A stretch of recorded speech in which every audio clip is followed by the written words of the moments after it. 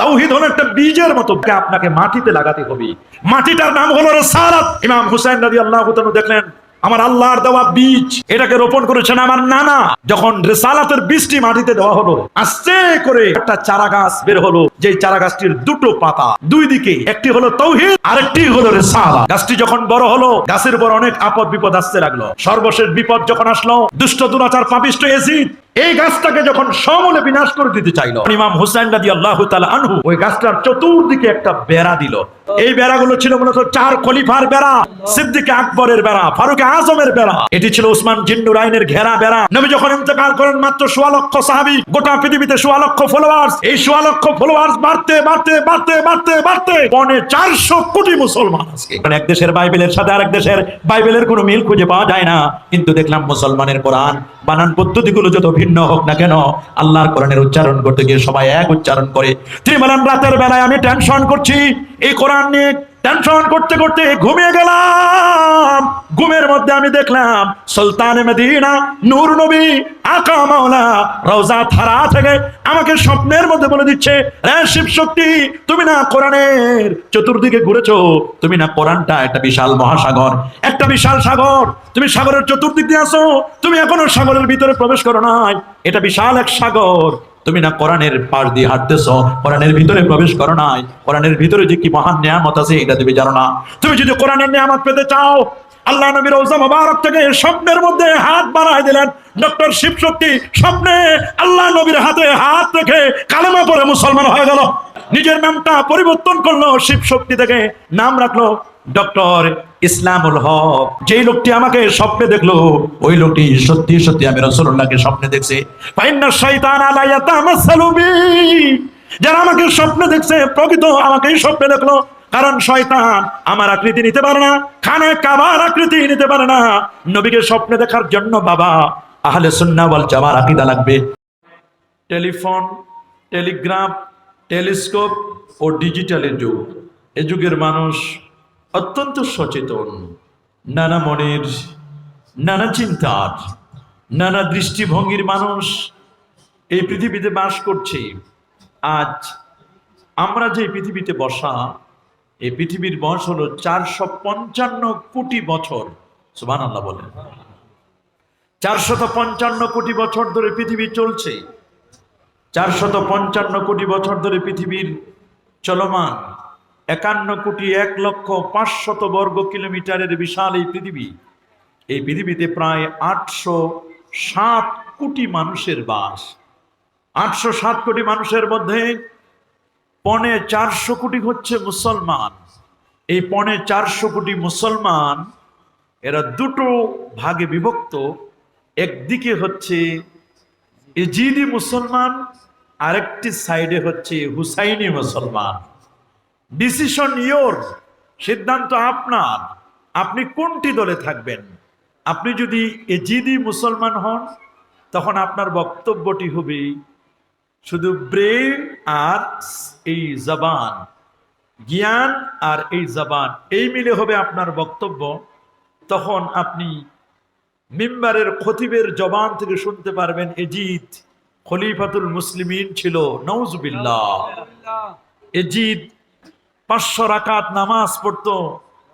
এজিদ তাকে রাদিয়াল্লাহু তাআলা আনহু বলবেন, তাবিঈ বলবেন। এজিদ হাফেজ কোরআন ছিল। এজিদের কোনো দোষ ছিল না, কোনো দোষ থাকলে ইমাম হুসাইন রাদিয়াল্লাহু তাআলার দোষ ছিল, নাউজুবিল্লাহ। এই আইডিওলজি, এই বিশ্বাসটি হলো এজিদি মুসলমানদের এবং এজিদি মুসলমানদের ইমাম খতিবদের। আর যারা হুসাইনি মুসলমান, তাদের আইডিওলজি, তাদের আকীদা, তাদের বিশ্বাস ভিন্ন। তাদের বক্তব্য হচ্ছে এজিদ এজ এ ম্যান, মানুষ হিসাবে ঠিক আছে, তিনি একজন মানুষ, কিন্তু যেই এজিদ আল্লাহর ঘর খানায় কাবাকে মেনজানিক দিয়ে ঘরের মধ্যে আঘাত করলো, খানায় কাবার গিলাফে আগুন লাগে, দরজার সামনের ওই অংশের গিলাফগুলো পুড়িয়ে দিল, পবিত্র খানায় কাবার হুরমাত নষ্ট করলো, যেই কাবাতুল মুশাররাফা, আল মুজামুল আওসাত লিত-তাবরানির হাদিস, প্রতিটি মুহূর্তে 120টি রহমত নাজিল হয়। সিত্তিন আলিত তাইফিন, 60টি রহমত নাজিল হয় যারা মাতাফে তোয়াফ করেন। সুবহানাল্লাহ বলেন। ওয়া আরবাঈন আলিল মুসাল্লিন, 40টি রহমত নাজিল হয় যারা নামাজ আদায় করেন মাতাফে। সুবহানাল্লাহ বলেন। আমি তো কয়েকদিন আগে হজ থেকে আসলাম। হজ থেকে এসেই আমি দেখেছি যে মাতাফে নামাজ পড়ার স্বাদে আলাদা। আল্লাহু আকবার বলেন। খোলা আসমান, ওইখানের পাথরে দাঁড়ানোর পরে আলাদা টেস্ট, আলাদা মজা, আলাদা স্বাদ। এটা ওই ভিতরে পড়লে ওটা হয় না, ওটা অন্য জায়গায় পড়লে হয় না। কারণ মাতাফে লক্ষাধিক নবী এবং রাসূল নামাজ আদায় করেছেন। আল্লাহু আকবার বলেন। সেই মাতাফে আগুন লাগিয়ে দিয়েছে আশপাশে। হেরেম শরীফের পবিত্রতা নষ্ট করেছে দুষ্ট, দুরাচার, পাপিষ্ট, অভিশপ্ত ইয়াজিদ।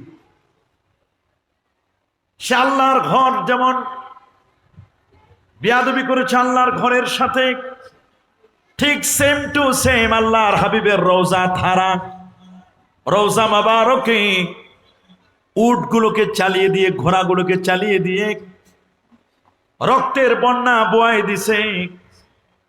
আল্লাহ নবী যে মিম্বার মুবারকে দাঁড়িয়ে খুতবা দিতেন, মা বাইনা বাইতি ওয়া মিম্বারি রাউদাতুম মিন রিয়াদিল জান্নাহ। ওরে আমার বাইত, আমার ঘর থেকে আমার মিম্বার পর্যন্ত এটি রাউদাতুম মিন রিয়াদিল জান্নাহ। সেই নবীর মিম্বার মুবারকটি আগুন লাগিয়ে পুড়িয়ে সারখার করে দিয়েছে। এই কাজটি যিনি করেছেন দুষ্ট, দুরাচার, পাপিষ্ট ইয়াজিদ। কে? ইয়াজিদের মতো ব্যক্তি, খবিস, এই কাজটি করেছে। 61 হিজরিতে ইমাম হুসাইন রাদিয়াল্লাহু তাআলা আনহু সহ আরো 70 জন নবীর পরিবার, নবীর আহলে বাইতের উপর নির্মমভাবে নির্যাতন, নিপীড়ন চালিয়ে নির্মমভাবে শহীদ করে গোটা মুসলমানদের হৃদয়ে রক্তক্ষরণ করেছে। এই কাজটি ইয়াজিদের প্রত্যক্ষ এবং পরোক্ষ তারই নির্দেশনায় এই কাজটি হয়েছে। এইরকম কাজ যে করতে পারে, ইয়াজিদ ছিল মদ্যপায়ী, ইয়াজিদ ছিল নারীদের নিয়ে ব্যস্ত। এরকম একজন ব্যক্তিকে যারা প্রশংসায় পঞ্চমুখ, মনে রাখবেন এই কাজটি যারা করে, মনে রাখবেন এরাই হচ্ছে, এই ইয়াজিদের যারা প্রশংসা করে এরাই হচ্ছে ইয়াজিদি মুসলমান। আর হুসাইনি মুসলমান হচ্ছেন তারা যারা ইমাম হুসাইন রাদিয়াল্লাহু তাআলার শাহাদাতকে স্মরণ করি, আহলে বাইতকে স্মরণ করি, আহলে বাইতের মহব্বত, ভালোবাসা, হৃদ্যতা, আহলে বাইতের জন্য জীবনকে উৎসর্গ করতে যারা পূর্ণ প্রস্তুত, এই দলটি, এরাই হচ্ছে মূলত আহলুস সুন্নাহ ওয়াল জামাআহ দল। আল্লাহু আকবার বলেন। প্রিয়সুদী, আপনারা সকলে জানেন আল্লাহ সুবহানাহু ওয়া তাআলা আমাদেরকে নির্দেশ দিয়েছেন, এবং আমরা শুধু নির্দেশিত নই, আমরা 5 ওয়াক্ত নামাজে আল্লাহর দরবারে একটি রাস্তা চাই, একটি পথ আমরা কামনা করি, একটি পথে আমরা চলতে চাই। সে পথটির নাম হলো সিরাতে মুস্তাকিম। বলেন কি নাম? এটি শুধু আমরা একবার বলছি তা নয়, বরং সিরাতে মুস্তাকিমের কথা আমরা ফজর থেকে নিয়ে আসা পর্যন্ত 5 ওয়াক্ত নামাজে আমরা মোট 32 বার আল্লাহর কাছে সিরাতে মুস্তাকিম চাই। কয়বার? প্রথমে আমরা ফজরে বলি 2 করে 4 বার, 2 রাকাত সুন্নতে 2 বার, 2 রাকাত ফরজে 2 বার, ফজর নামাজে বললাম 4 বার। বলেন কয়বার? এখনো তো মুসল্লি ফজরে পাওয়া যায় না, দুঃখ লাগে। জুমার দিন মসজিদে জায়গা হয় না, জুমার দিন সাদেও জায়গা হয় না, রাস্তাঘাট ক্লোজ করে দেওয়া হয়। কিন্তু দুঃখ হচ্ছে ফজরে মুসল্লি পাওয়া যায় না, মসজিদগুলো 1 কাতার 2 কাতার খালি থাকে। মনে রাখবেন, মুসল্লি চেনা যায় ফজরে, বন্ধু চেনা যায় বিপদে আর সফরে। বিপদের যিনি বন্ধু তিনি প্রকৃত বন্ধু, আর ফজরের যিনি মুসল্লি নামাজি তিনি প্রকৃত নামাজি। আল্লাহু আকবার বলেন। ফজরের মুসল্লি পাওয়া বড় কঠিন। এজন্য ফজরের নামাজে আমরা 4 বার বলি ইহদিনাস সিরাতাল মুস্তাকিম, 4 বার, 2 রাকাত সুন্নতে 2 বার, 2 রাকাত ফরজে 2 বার, মোট 4 বার বললাম। জোহরে বলি কমপক্ষে 10 বার, 4 রাকাত সুন্নত, 4 রাকাত ফরজে। সূরাতুল ফাতিহার মধ্যে আমরা বলি ইহদিনাস সিরাতাল, আল্লাহ আপনি আমাদেরকে সিরাতে মুস্তাকিমের উপর অবিচল রাখুন। জোহরে 10 বার বললাম, 10 আর 4 14 বার। আসরের নামাজে বলি 4 বার, 14 আর 4 18 বার। আর মাগরিবের নামাজে 3 রাকাত ফরজ, 2 রাকাত সুন্নতে 5 বার, 18 আর 5 23 বার। এশার নামাজের 4 রাকাত ফরজে 4 বার, 23 আর 4 27 বার, 2 রাকাত সুন্নতে 2 বার 29 বার, 3 রাকাত বেতের 3 বার, মোট 32 বার আল্লাহর কাছে আমরা একটি রাস্তা কামনা করি। সে রাস্তাটির নাম ইহদিনাস সিরাতাল মুস্তাকিম। সরল সঠিক পূর্ণ পন্থা মদের দাও গো বলি, চালাও সে পথে যে পথে তোমার প্রিয়জন গেছেন চলি। সুবহানাল্লাহ বলেন। প্রিয়জন যেই পথে চলেছেন সিরাতে মুস্তাকিমের সেই রাস্তাটি, কিন্তু আমরা জানি না সিরাতে মুস্তাকিম কোনটি। সিরাতে মুস্তাকিমের পরিচয় আমার আল্লাহ নিজেই দিয়েছেন। সিরাতে মুস্তাকিম হলো সিরাতাল্লাযীনা আনআমতা আলাইহিম। সিরাতে মুস্তাকিম হলো সেই পথ যাদেরকে আমি আল্লাহ নিয়ামত দান করেছি। সুবহানাল্লাহ বলেন। কাদেরকে আমার আল্লাহ নিয়ামত দিয়েছেন সে কথাও আল্লাহ বলে দিয়েছেন। আনআমাল্লাহু আলাইহিম মিনান নাবিয়্যিন ওয়াস সিদ্দিকিন ওয়াস শুহাদা ওয়াস সালিহিন। আল্লাহ 4 শ্রেণীর মানুষদেরকে নিয়ামত দান করেছেন। সুবহানাল্লাহ বলেন। বলেন আল্লাহ নিয়ামত দিয়েছেন কয় শ্রেণীর মানুষকে? নবী এবং রাসূল তাদেরকে, এটা প্রথম শ্রেণী, ভিভিআইপি। সিদ্দিক, আবু বকর সিদ্দিক রাদিয়াল্লাহু তাআলার মতো।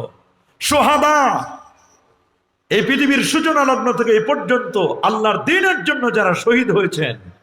সুবহানাল্লাহ বলেন। শহীদরা হলো 3য় শ্রেণীর। সালিহিন, আল্লাহ ওলা যারা, আল্লাহর ওলি যারা, তারা হলো সালেহ নেককার। এই 4 শ্রেণীর মানুষ হলো সিরাতে মুস্তাকিমের পথে চলা মানুষ। এই রাস্তাটি ভিভিআইপি রাস্তা, আর ভিআইপি রাস্তায় যারা চলেন তারাও ভিআইপি। নবী, সিদ্দিক, শুহাদা, সালিহিন 4 শ্রেণীর মানুষের চলার পথের নাম হলো সিরাতে মুস্তাকিম। সুবহানাল্লাহ। আপনি যদি মনে করেন আমি সিরাতে মুস্তাকিমে চলবো, এই 4 শ্রেণীকে বাদ দেওয়ার কোনো সুযোগ আপনার নেই। 4 শ্রেণীকে বাদ দিতে আপনি পারবেন না। 4 শ্রেণীর মানুষের চলার পথ সিরাতে মুস্তাকিমের পথ। সিরাতে মুস্তাকিম এটা উঁচু নিচু নয়, খালখেপচা নয়। সিরাতে মুস্তাকিমের লাস্ট স্টপেজ হচ্ছে আল্লাহ পাকের জান্নাত। সুবহানাল্লাহ বলেন। কিন্তু সিরাতে মুস্তাকিম কোনটি আমাকে জানা দরকার। আল্লাহ নবী, নূর নবী, আলোকিত নবী, 1.25 লক্ষ সাহাবীর মধ্য থেকে আল্লাহ নবীর সাহাবীরা নবীর সামনে বসা আল্লাহর হাবিব আব্দুল্লাহ ইবনে মাসউদ রাদিয়াল্লাহু তাআলা আনহুকে বললেন, রে আব্দুল্লাহ, আমার হাতে একটি লাঠি দাও।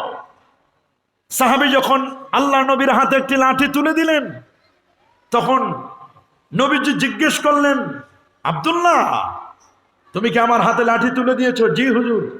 তো তুমি আমাকে জিজ্ঞেস করবে না লাঠি দিয়ে আমি কি করব? আব্দুল্লাহ ইবনে মাসউদ রাদিয়াল্লাহু তাআলা বললেন, হুজুর, লাঠিটি দিয়ে আপনি কি করতে চান? আপনি কি কাউকে পিটাবেন, কাউকে মারবেন? নবী বলেন, নো, আমি কাউকে মারবো না, আমি মারার নবী না। আমার রাসূল বলেন, আমি পৃথিবীতে কাউকে মারার জন্য আসি নাই। আল্লাহ আমাকে রাহমাতুল লিল আলামিন করে পাঠিয়েছেন। আমি দয়ার নবী, আমি মায়ার নবী, আমি জিনের নবী, আমি ইনসানের নবী, আমি কুল কায়নাতের নবী। আমি কাউকে মারবো না। আমার রাসূল মানুষের প্রতি এত সুন্দর ব্যবহার ছিল নবীর। সুবহানাল্লাহ বলেন। 40 বছরের পর না নামাজ আসলো। 40-এর আগে তো নামাজও ছিল না, রোজাও ছিল না, হজও না, যাকাতও না। এই সিস্টেমে ফরজ বিধান। হ্যাঁ, নবীজি 40-এর আগেও নামাজ পড়েছেন, নবীজি সহধর্মিণী আম্মাজান খাদিজাতুল কুবরা রাদিয়াল্লাহু তাআলা তারাও নামাজ পড়েছেন, কিন্তু নামাজটা ফরজ হলো নবীর 40-এর পর। সুবহানাল্লাহ বলেন। আগে যেগুলো পড়েছেন এটা অব্লিগেটরি হিসাবে নয়, নফল হিসাবে তারা পড়েছেন। দ্বীনে হানিফ ইব্রাহিম আলাইহিস সালামের শরীয়ত অনুযায়ী তার নামাজ পড়েছেন, কিন্তু আল্লাহ নবীর শরীয়তে ওহী নাজিল হলো 40 বছরে, নবী নবুয়তের ঘোষণা হলো। নবী তো আর আগ থেকেও নবী। সুবহানাল্লাহ বলেন। অফিসিয়ালি ঘোষণা হলো 40-এ, যখন আমার রসুল নবী এবং রসুল হিসাবে ঘোষণা হলো। 40-এর আগের নবীর মুআমালাত, নবীর মুআশারাত, মানুষের সাথে লেনদেন, সমাজের সাথে, সোসাইটির সাথে তাদের কথন বলন চলন, এগুলোতে মানুষ এত মুগ্ধ হয়েছিল। পুরো কমিউনিটিতে, পুরো মক্কাতুল মুকাররমায় যদি জিজ্ঞেস করা হতো সবচেয়ে আমানতদারকে, সবাই এক বাক্যে বলতো তিনি আমাদের নবীজি। সুবহানাল্লাহ বলেন। যদি জিজ্ঞেস করা হতো সবচেয়ে সত্যবাদী কে, এক বাক্যে তারা বলে দিত সত্যবাদী হলেন মুহাম্মদ রাসূলুল্লাহ সাল্লাল্লাহু আলাইহি ওয়াসাল্লাম। তাহলে আপনি দেখুন, আমি নবীর উম্মত, অথচ আমার নবী ছিলেন 40-এর আগ পর্যন্ত। যখন শরীয়ত আসে নাই, তখন নবী, সোসাইটির মানুষগুলো নবীর কাছে তাদের আমানতগুলো, তাদের অর্থ, কড়ি, স্বর্ণ, রৌপ্য আমানত হিসাবে নবীর কাছে রাখতেন। সুবহানাল্লাহ বলেন। আর আমরা এখন কোনো আলেমের কাছে কোনো কিছু আমানত রাখতে পারি না, মানুষের কাছে আমানত রাখতে পারি না, অথচ আমরা দাবি করি আমরা আহলুস সুন্নাহ। আমানতের খিয়ানত, এটা কিয়ামতের আলামত। বলেন আমানতের খিয়ানত, এটা কিয়ামতের আলামত। আমানতের খিয়ানত এটা মুনাফিকেরও আলামত। নবীকে জিজ্ঞেস করা হলো মাতাসা ইয়া রাসূলুল্লাহ, হুজুর কিয়ামতটা কবে হবে? তো নবীজি বললেন যে ইজা দুজ্জাতিল আমানা ফান্তাজিরিস সা, যখন মানুষের মধ্যে আমানতদারিতা থাকবে না, তখন বুঝবা কিয়ামত অত্যাসন্ন, কিয়ামত খুব কাছাকাছি। সাহাবী জিজ্ঞেস করলেন হুজুর কখন আমানতদারিতা থাকবে না?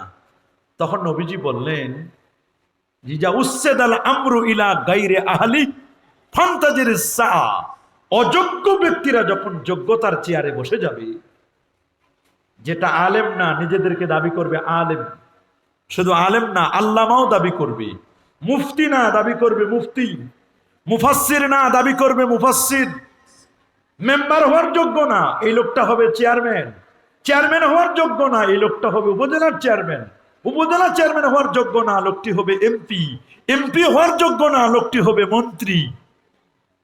তাহলে এইরকম যখন অযোগ্য লোকেরা যোগ্যতার চেয়ারে বসে যাবে, তখন বুঝবা মানুষের মধ্যে আর আমানতদারিতা থাকবে। আজকে কিন্তু এগুলো আমরা হারে হারে টের পাচ্ছি, যে পীর হওয়ার যোগ্য না সে পীর হয়ে যাচ্ছে, আলেম না অথচ আলেমের বেশ ধরে মানুষের সাথে প্রতারণা করছে। কথা বলেন ঠিক কিনা? অহরহ চলছে সমাজের মধ্যে। মুফতি না, সমাজের মধ্যে মুফতি নাম লাগিয়ে সমাজের মধ্যে উল্টা পাল্টা ফতোয়া দিয়ে সমাজটাকে কুলুষিত করছে। অথচ আপনি আমার নবীর দিকে তাকান, আমার নবীর কাছে যখন শরীয়ত আসে নাই, 40 বছর পর তো নামাজের সিস্টেম চালু হলো, নামাজের বিধান আসলো, হজের বিধান আসলো, যাকাতের বিধান, রোজার বিধান। এর আগের 40টি বছর নবীজির যে বিহেভ, নবীর যে আচরণ অ্যাট্রাকটিভ, নবীর আচরণে সবাই খুশি। সুবহানাল্লাহ বলে। মসজিদে নববীতে যখন এক লোক বেদুইন মসজিদে নববীর সামনে এসে দাঁড়াইয়া পেশাব করতে লাগলো, মসজিদে কি করলো? ইউরিন পাস করতেছে, প্রসাব করলো। যখন দাঁড়িয়ে প্রসাব করলো, সাহাবায়ে কেরাম তাকে মারার জন্য উদ্যত হলেন। ধরো, আমাদের মসজিদে, আমাদের ইবাদতখানায় যেখানে 1 রাকাত নামাজ পড়লে 50,000 রাকাতের সওয়াব, আমাদের মসজিদে নামাজ পড়বে, তাকে ধরো। ধরার জন্য যখন সাহাবীরা গেলেন, নবীজি তাদেরকে বললেন মা ছেড়ে দাও, ধরো না, ওকে সুন্দর করে ইউরিন পাস করতে দাও, প্রসাব করতে দাও। তোমরা যদি মাঝখানে তার প্রসাব বন্ধ করে দাও, লোকটি কিডনি রোগে আক্রান্ত হয়ে লোকটি মারা যেতে পারে, তাকে প্রসাব করতে দাও। প্রসাব করা শেষ, লোকটি অনুভূতিতে, ফিলিংসে আসলো, আহারে আমি মনে হয় অন্যায় করেছি, এটা মুসলমানদের ইবাদতখানা, তাকে জানানো হলো এটা মুসলমানদের ইবাদতখানা। বলে আমি তো বুঝতে পারি নাই। তিনি বললেন আমার ইবাদতখানায় যদি কেউ এরকম প্রসাব করতো তো আমি তো তাকে মারার জন্য চেষ্টা করতাম। যেই লোকটি, যে মানুষটি মারতে বাধা দিল, এইরকম অপূর্ব অপূর্ব সুন্দর এইরকম মানুষ তো আমার জীবনে কখনো দেখি নাই। সুবহানাল্লাহ বলেন। নবীজি বলেন হযরত ওমরকে লক্ষ্য করে বলেন, ওমর, হযরত ওমর যেন তেন ব্যক্তি নয়, যার মুখের কথায় আল্লাহর কোরআনের 22টি আয়াতে কারিমা নাজিল হয়েছে। উনি জবানে যা বলেছেন আল্লাহর কোরআনের আয়াত নাজিল হয়ে গেছে। 2500 কিলোমিটার দূরে দেখতে পেতেন হযরত ওমর এই চক্ষে নয়, কলবের চক্ষু দিয়ে। আল্লাহু আকবার। উনি যেই পথে মার্চ করতেন, যেই পথে চলতেন, ওই পথে শয়তান চলতো না। সরি, এ পথে ওমর চলেন, এই পথে আমার চলা যাবে না। যিনি জান্নাতে, আমার রাসূল বলেন, ওমর আমি তো তোমার জন্য জান্নাতের দরজায় গিয়েছিলাম, তোমার নামে যেটা প্রাসাদ বরাদ্দ, তোমার প্রাসাদের সামনে দাঁড়ায়া দেখছি একজন মেয়ে মানুষ উজু করছে, বুখারী শরীফের বর্ণনা। আমি জিজ্ঞেস করলাম লেমান হাজাল কাস, এই প্রাসাদটি কার? বলে দেখেন সাইনবোর্ডে লেখা এটা ওমরের নামে প্রাসাদ। দরজা খোলা হলো, রাসূল বলেন আমি একটা পা উঠালাম, আমি ভেতরে প্রবেশ করব। চিন্তা করলাম ওমর তো একটু রাগী মানুষ, গায়রাতওয়ালা, না জানি কি না কি বলে ফেলে। হযরত ওমর এটা শোনার পরে ফিদাকা বি উম্মি ইয়া রাসূলুল্লাহ, আমার মা বাবা আপনার জন্য উৎসর্গ।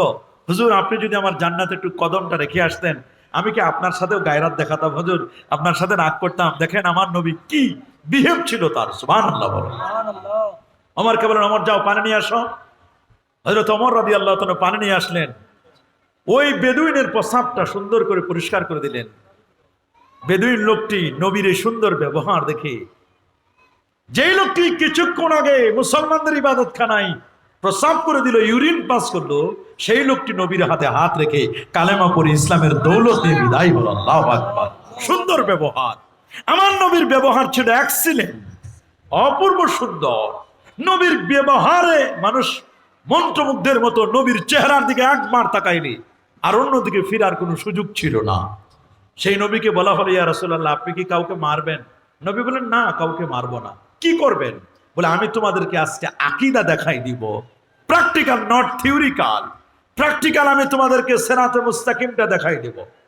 আল্লাহ নবী সোজা মাটির উপরে খাত্তালানা রাসূলুল্লাহ সাল্লাল্লাহু আলাইহি সাল্লাম খাত্তাম মুস্তাকিমান আলান। নবীজি সোজা মাটির উপর একটি রেখা অঙ্কন করলেন, একটি সরল রেখা টানলেন, একটা দাগ টেনে দিলেন। দাগটা টানার পরে বললেন হাজা সাবিলুল্লাহ, এটি হলো আল্লাহর পথ, সাবিলুর রুশদে সিরাতুম মুস্তাকিম, এটার নামই হচ্ছে সিরাতে মুস্তাকিম। সুবহানাল্লাহ বলেন। এটার নাম সিরাতে মুস্তাকিম, এটা আল্লাহর পথ। ওই সরল রেখাটির ডানে 3টি, বামে 3টি, 3টি করে 6টি আঁকা বাঁকা বক্র রেখা টেনে দিলেন। বাঁকা পথগুলো টেনে দেওয়ার পরে বলেন এই যে 6টা পথ টেনে দিলাম, প্রত্যেকটি পথের মাথায় অনেকগুলো উপদল আছে। 6টি দল, 6টি দলের সাথে আছে আরো 12টি করে উপদল। তাহলে এক একটি রেখার মাথায় যদি 6টি দল, প্রত্যেকটির সাথে 12টি করে উপদল থাকে, তাহলে 6 পূরণ 12, তাহলে 6 12 কত হয়? 72টি দল। আর সরল রেখা একটি, সোজা পথ একটি, সিরাতে মুস্তাকিমের একটি রেখা, এই মিলে হলো 73টি।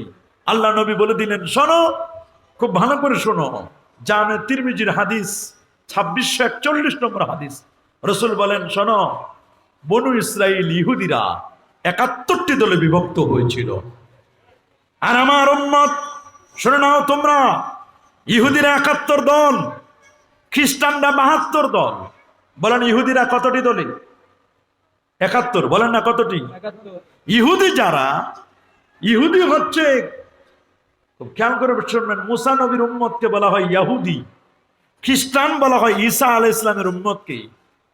ইহুদিরা হলো দুষ্ট দুরাচার, ওদের স্বভাব হলো নবীদের সাথে খারাপ আচরণ করা, আলেম ওলামাদের সাথে বিরূপ প্রতিক্রিয়া করা, ওদের স্বভাব হলো মিথ্যা বলা, গাদ্দারি করা, এরা হলো ওদের স্বভাব। ইহুদিরা তাদের নবীর থেকে পরিবর্তিত হয়ে ওরা ওল্ড টেস্টামেন্ট নিউ টেস্টামেন্ট তৈরি করে ওরা নতুন শরীয়ত তৈরি করেছে নিজের মন মতো।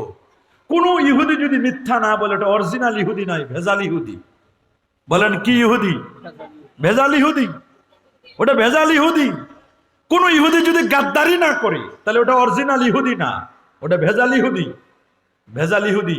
কিন্তু দুঃখজনক হলো সত্য, ইহুদিদের কৃষ্টি কালচার, খ্রিস্টানদের কৃষ্টি কালচার আজকে মুসলমানরা তাদের জীবনের মধ্যে নিয়ে নিয়েছে, মুসলমানরা তাদের লাইফ স্টাইলে ফলো করছে।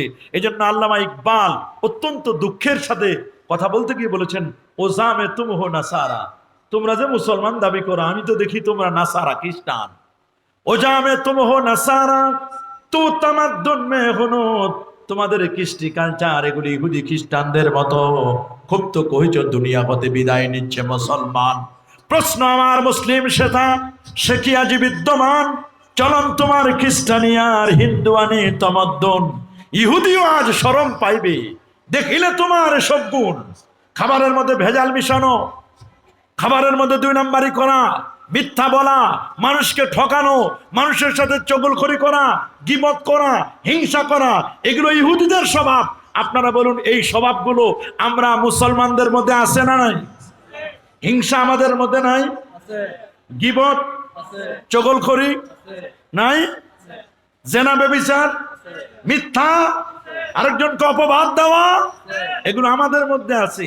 তা আমরা দাবি করি মুসলমান, অথচ আমরা ইসরায়েলি মুসলমান, অরিজিনাল মুসলমান নয়। অরিজিনাল মুসলমান যদি আমরা হতাম তাহলে আমাদের উপর কখনো কেউ অত্যাচার, নির্যাতন, নিপীড়ন চালাতে পারত না। মুসলমান সবসময় ড্রাইভিং সিটে বসবে, ও প্যাসেঞ্জার হিসেবে পিছনে বসবে না। কিন্তু আপনারা বলেন গোটা পৃথিবীতে মুসলমানরা কি ড্রাইভিং সিটে আছে? আমরা তো ড্রাইভিং সিটে নাই, আমরা পিছনে চলে গেছি। 59টি মুসলিম দেশ, 59টি মুসলিম দেশের যারা মোড়ল আছে তারা সব ইহুদি এবং খ্রিস্টানদের 5 আটা গোলাম। কথা বলেন, ইহুদি খ্রিস্টানদের 5 আটা গোলাম। কিন্তু আমাদের শিক্ষা নিতে হবে। ইমাম হুসাইন রাদিয়াল্লাহু তাআলা আনহু তিনি যদি চাইতেন, শুধু মাথাটা নত করে যদি চাইতেন যে না, এজিদ যে প্রস্তাবগুলো রেখেছিল সেই প্রস্তাবটা যদি তিনি মেনে নিতেন, সম্পদের অভাব হতো না, অর্থের অভাব হতো না। কিন্তু তিনি সেটি চান নাই। নানার রেখে যাওয়া সিরাতে মুস্তাকিম, সহজ সরল সঠিক পথ, এটা নানার রেখে যাওয়া, আকা মাওলার রেখে যাওয়া। এই সরল পথটাকে যখন গরল বিষে পরিণত করলো, মধুর সাথে বিষ মিক্সার করে যখন সরল পথটি মানুষের কাছে উপস্থাপন করলো, দুষ্ট, দুরাচার, পাপিষ্ট, লম্পট, মদ্যপায়ী এজিদের টার্গেট ছিল খিলাফত আলা মিনহাজুন নবুওয়াত। আল্লাহ নবীর ইন্তেকালের পরে খিলাফত ব্যবস্থা আবু বকর, ওমর, উসমান, আলী রিদওয়ানুল্লাহি তাআলা আজমাইন পর্যায়ক্রমে খেলাফত ব্যবস্থাটা এইটাকে চালু রাখা ছিল ইমাম হুসাইন রাদিয়াল্লাহু তাআলার টার্গেট। আর এজিদের টার্গেট ছিল এই সবগুলোকে বাতিল করে দিয়ে মুলুকিয়াত, রাজতন্ত্র, সিয়াসিয়াত, গণতন্ত্র এইগুলো চর্চা করা, মুলুকিয়াত চর্চা করা, মুলুকিয়াত রাজতন্ত্র প্রতিষ্ঠা করা, এই কাজটি ছিল মূলত এজিদের। ইমাম হুসাইন রাদিয়াল্লাহু তাআলা বললেন, আমার নানার সিরাতে মুস্তাকিমের ডানে আর বামে অবৈধ দখলদার, এগুলোকে উচ্ছেদ করতে হবে। উচ্ছেদ করার জন্য তিনি বললেন, শির দেগা নাহি দেগা আমামা, প্রয়োজন হলে আমার মাথাটা দিয়ে দিব, কিন্তু আমার নানার রেখে যাওয়া পাগড়ি আমি দেব না। আল্লাহু আকবার। শুধু নিজে নয়, উনি শুধু নিজে নয়, 70 জন, কেউ বলছেন 72 জন, আর নিজে একজন 73 জন। ওই 72টি বাতিল ফেরকার জন্য 72 জন শহীদ হলেন। কয়জন? 72টি বাতিল ফেরকার জন্য 72 জন শাহাদাতের অমীয় সুদা পান করলেন। আর একটি দলকে টিকায় রাখবার জন্য, একটি আকীদা, একটি মানহাজকে টিকায় রাখবার জন্য নিজের জীবনকে উৎসর্গ করলেন ইমাম হুসাইন রাদিয়াল্লাহু তাআলা এবং তার পরিবারের 70 থেকে 71 জন, মোট 72 জন শহীদ হলেন শুধুমাত্র কেবলমাত্র আহলুস সুন্নাহ ওয়াল জামাতের আকীদাকে প্রতিষ্ঠা করার জন্য। আল্লাহু আকবার বলেন। কি দরকার ছিল ওনার? কেন তিনি মাথা নত করলেন না? কারবালার শিক্ষাটা কি? আশুরার শিক্ষা কি? আশুরার ঘটনা তো শুধু 61 হিজরির ঘটনা নয়, বরং আশুরায় 313টি বড় বড় ঘটনা ঘটে গেছে। 313টি ঘটনার মধ্যে আমাদের ব্রেইনের নাড়া দেওয়ার মতো, আমাদের সিনা একেবারে ছিদ্র হয়ে যাওয়ার মতো যে ঘটনাটি, সেটাই হচ্ছে মূলত 61 হিজরির কারবালার সেই ঘটনা। সেই ঘটনার মূল টার্গেট কি? আল্লাহর নবীর রেখে যাওয়া সিরাতে মুস্তাকিম। এই মুস্তাকিম, এই রাস্তাটা দেখেন না, রাস্তার ডানে বামে মানুষ অবৈধ বাড়িঘর উঠায় না? কথা বলেন না, কি বলেন? উঠায়। মানুষ রাস্তার ডানে বামে অবৈধ বাড়িঘর উঠায় কিনা? যোগ্য সরকার হলে মানুষের পথ সুগম করার জন্য তখন উচ্ছেদ অভিযান চালায়। বলেন না, কি চালায়? উচ্ছেদ অভিযান চালায়। হকার্সদেরকে যখন উঠাই দেয়, রাস্তা যারা ক্লোজ করে দিয়েছিল, তখন হকার্সরা কি করে? আন্দোলন করে। কিন্তু যিনি উঠাচ্ছেন তার টার্গেট কি, ভালো না খারাপ? ভালো, রাস্তাটা পরিষ্কার করবে। ঠিক ইমাম হুসাইন রাদিয়াল্লাহু তাআলার টার্গেট ছিল নানার সিরাতে মুস্তাকিমের ডানে আর বামে এজিদের কিছু বাহিনী যখন রাস্তা দখল করে নিয়েছিল, এই হকার্সদেরকে, এই বাতিল পন্থীদেরকে উচ্ছেদ করতে গিয়ে ইমাম হুসাইন রাদিয়াল্লাহু তাআলা আনহু এবং তার পরিবারের 70 জন শাহাদাত বরণ করলেন। রাস্তা পরিষ্কার করে দিয়েছেন। এই পরিষ্কার করা রাস্তা সরল পথটিকে আবার যুগের পরিক্রমায় গরল করে দিয়েছে। কিন্তু ইমাম হুসাইন রাদিয়াল্লাহু তাআলা সরল পথটিকে ক্লিয়ার করার জন্য শির দিয়েছেন, মাথাটা দিয়েছেন, কিন্তু তিনি কখনো কি করেন নাই? মাথা নত করেন নাই। আল্লাহু আকবার। শির দেগা নাহি দেগা মামা, শির দিব, পাগড়ি দিব না। নানার আদর্শ বাস্তবায়ন করেছেন তিনি। তিনি যদি সেখানে মাথাটা না দিতেন, তিনি যদি নিজের জীবনকে উৎসর্গ না করতেন, আজকে আমরা কারবার আলোচনা করতাম না, কোনো প্রয়োজনই ছিল না। অনেকেই বাধা দিয়েছিল, আপনি যাবেন না। আপনার বাবা হযরতে আলীউল মুরতাদা রাদিয়াল্লাহু তাআলাকে কুফাবাসী সাপোর্ট করে নাই। কুফা লাগছে, আমরা বলি না লোকটা কুফা লাগছে। কুফা শব্দটাকে আমরা খারাপ চোখে দেখি, বলে ওর কুফা লাগছে। এই কুফা শব্দটা বারবার বলেছিল, আপনার বাবা সেখানে টিকতে পারে নাই, আপনার বাবার সাথে ওরা গাদ্দারি করেছে কুফাবাসী। আপনার সাথে যে গাদ্দারি করবে না, তারই বা গ্যারান্টি কি? আপনার সাথেও গাদ্দারি করতে পারে, সবাই বলেছিল। কিন্তু ইমাম হুসাইন রাদিয়াল্লাহু তাআলা বলেন, আমার নানা যেটি বলে গেছেন এই কথা তো আমি কোনো মতেই বলতে পারি না। আপনাদেরকে আমি রাতে যে স্বপ্ন দেখেছি, সেই স্বপ্ন আমাকে বাস্তবায়ন করতেই হবে। আল্লাহু আকবার বলেন। ওনার স্বপ্ন সিরাতে মুস্তাকিম, নানা রেখে যাওয়া গাছ, নানা রেখে যাওয়া যে গাছটি, এটা ঈমানের গাছ। সুবহানাল্লাহ বলেন। এটা তাওহীদের গাছ, এটা রিসালাতের গাছ। সুবহানাল্লাহ বলেন। তাওহীদ হলো একটা বীজের মতো, বীজ। বলেন না, তাওহীদ কি? এটা বীজের মতো। এই বীজ নামক তাওহীদ, এই বীজ যদি আপনি গাছ লাগাতে চান, ফল খেতে চান, অফকোর্স এই বীজটাকে আপনাকে মাটিতে লাগাতে হবে। মাটিটার নাম হলো রিসালাত। সুবহানাল্লাহ বলেন। ইমাম হুসাইন রাদিয়াল্লাহু তাআলা দেখলেন, আমার আল্লাহর দেওয়া বীজ, এটাকে রোপণ করেছেন আমার নানা। যখন রিসালাতের বীজটি মাটিতে দেওয়া হলো, আস্তে করে একটা অঙ্কুর, একটা চারা গাছ বের হলো। যে চারা গাছটির দুটো পাতা, দুই দিকে, একটি হলো তাওহীদ, আরেকটি হলো রিসালাত। আল্লাহু আকবার বলেন। ইমাম হুসাইন রাদিয়াল্লাহু তাআলা দেখলেন, তাওহীদের গাছ, রিসালাত একটি গাছ, একটি কাণ্ড হলো তাওহীদের, আরেকটি কাণ্ড হলো রিসালাতের। তাওহীদ এবং রিসালাতের দুটো কাণ্ড। যখন গাছটা আস্তে আস্তে করে বড় হতে লাগলো, তখন সার দিতে হবে, পানি দিতে হবে। এটা হলো আমল। সুবহানাল্লাহ বলেন। সার দেওয়া, পানি দেওয়া, এটি হচ্ছে আমল। গাছটি হলো দুইটি পাতা, তাওহীদ এবং রিসালাত। এই গাছ যখন লাগানো হলো, গাছের চতুর্দিকে কিছু বন, কিছু আগাছা তৈরি হলো। এই আগাছাগুলোকে পরিষ্কার করার জন্য, আগাছাগুলোকে ক্লিন করার জন্য ইমাম হুসাইন রাদিয়াল্লাহু তাআলা 70 জন পরিবার দিয়ে নিরানি দিলেন। নিরানি, গাছটাকে টিকায় রাখবার জন্য। তবে গাছ যত বড় হয়, আপদ বিপদ তত আসে। কোরআন বলছে, আলাম তারা কাইফা দারাবাল্লাহু মাসালান কালিমাতান তাইয়্যিবাতান কাশাজারাতিন তাইয়্যিবা আসলুহা সাবিতুন ওয়া ফারুহা ফিস সামা, আল্লাহু আকবার। গাছের শিকড় জমিনে, ডালপালাগুলো উপরে। ইমাম হুসাইন রাদিয়াল্লাহু তাআলা আনহু দেখলেন গাছটি আস্তে আস্তে করে বড় হচ্ছে। এই গাছটা যখন বড় হলো, গাছের উপর অনেক আপদ বিপদ আসতে লাগলো। সর্বশেষ বিপদ যখন আসলো, দুষ্ট দুরাচার পাপিষ্ট এজিদ এই গাছটাকে যখন সমূলে বিনাশ করে দিতে চাইল, তখন ইমাম হুসাইন রাদিয়াল্লাহু তাআলা আনহু তিনি 70 জন পরিবারকে নিয়ে, 70 জন আহলে বাইতের সদস্যকে নিয়ে ওই গাছটার চতুর্দিকে একটা বেড়া দিল। 4 কোণায় 4টা বেড়া। সুবহানাল্লাহ বলেন। এই বেড়াগুলো ছিল মূলত 4 খলিফার বেড়া। সুবহানাল্লাহ বলেন। সিদ্দিকে আকবরের বেড়া, ফারুক আজমের বেড়া, এটি ছিল উসমান জিন্নুরাইনের ঘেরা বেড়া, এটি ছিল আলীউল মুর্তাদা তার বাবার বেড়া। 4 জন খলিফা ওই গাছটাকে টিকায় রাখার জন্য 4 কোণায় 4টা বেড়া দিল, ঘেরা দিল, গাছটি যেন টিকে যায়। এই 4টি বেড়ার নাম হলো আকীদা। বলেন না আল্লাহু আকবার। 4টি বেড়ার নাম কি? এই 4টি যে বেড়া দিলেন, ঘেরা দিলেন, পার্টিশন দিলেন গাছটাকে টিকায় রাখবার জন্য। কারণ এই গাছটি হলো নানার রেখে যাওয়া গাছ।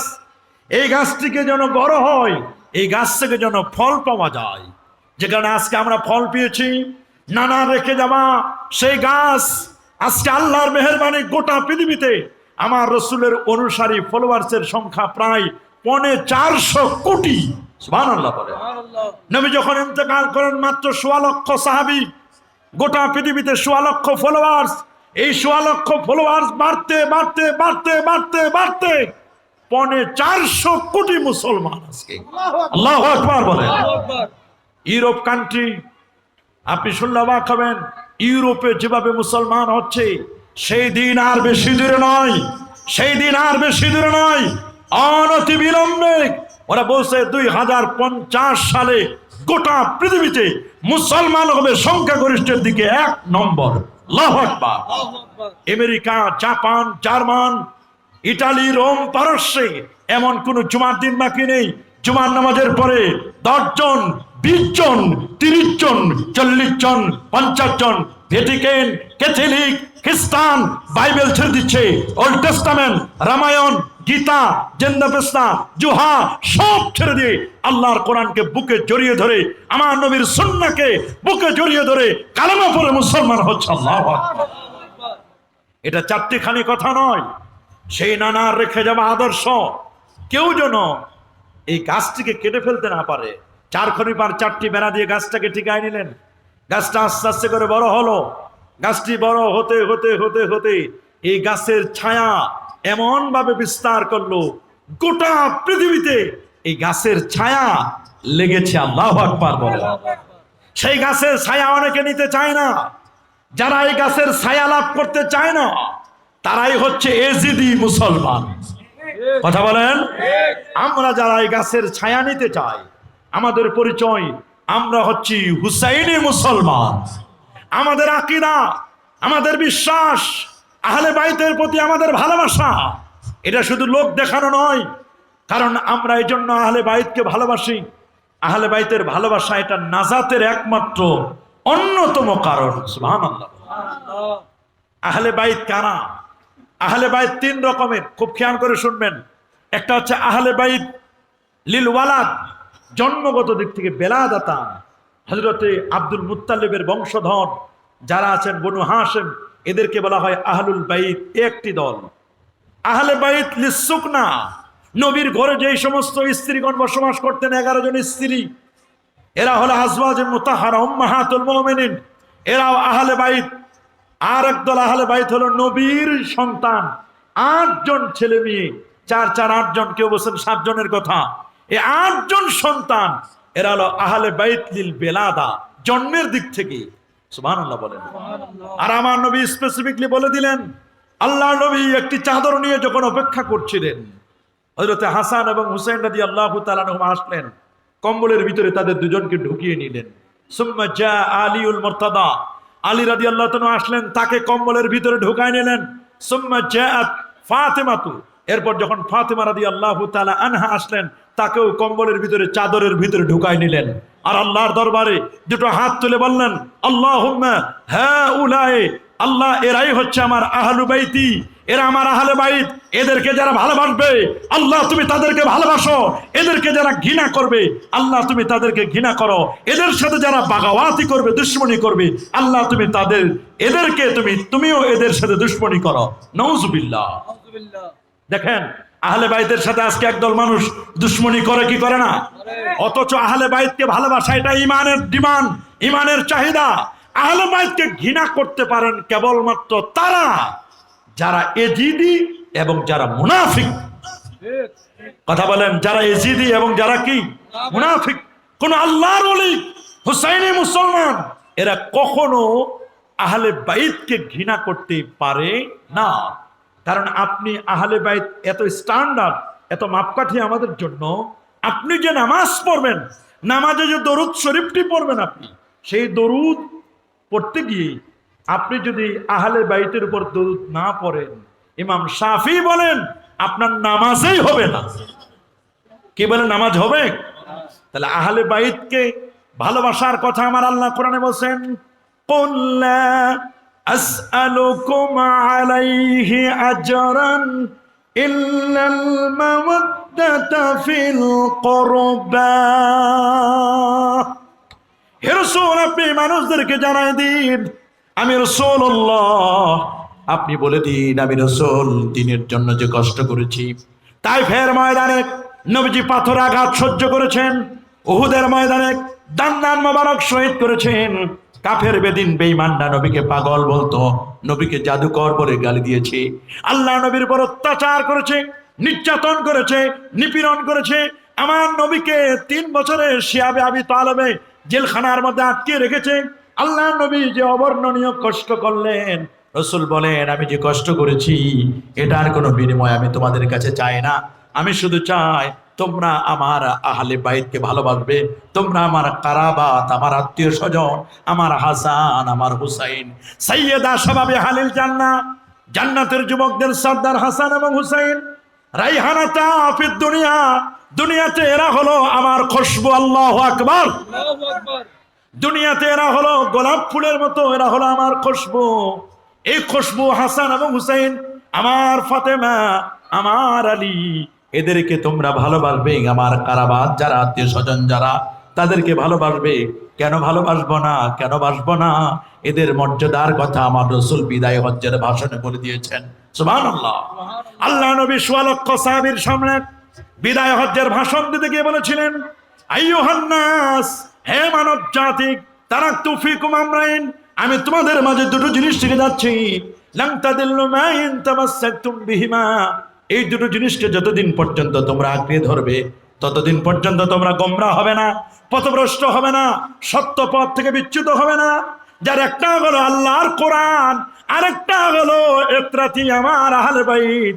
আমার আহলে বাইতকে যারা ভালোবাসবে, আমার আহলে বাইতকে যারা মহব্বত করবে, মনে রেখো, জেনে রেখো, এই দুইজনকে, আমার কোরআনকে আর যারা আমার আহলে বাইতকে ভালোবাসবে, মনে রেখো এরা কখনো গোমরাহ হবে না, এরা কখনো পথভ্রষ্ট হবে না, সত্য পথ থেকে ছিটকে পড়ে যাবে না, সিরাতে মুস্তাকিমের পথ থেকে এরা কখনো আলাদা হবে না, যদি আমার আহলে বাইতকে ভালোবাসে। সুবহানাল্লাহ বলেন। আহলে বাইতকে ভালোবাসা এটা কেমন? বলা হচ্ছে যারা আহলে বাইতকে ভালোবাসবে এরা নূহ নবীর কিস্তির মতো। সুবহানাল্লাহ বলেন। সুবহানাল্লাহ। ইন্না আহলা বাইতি কাসাফিনাতুন নূহ, আহলে বাইতকে মহব্বত করা, ভালোবাসা, এটা নূহ নবীর কিস্তির মতো।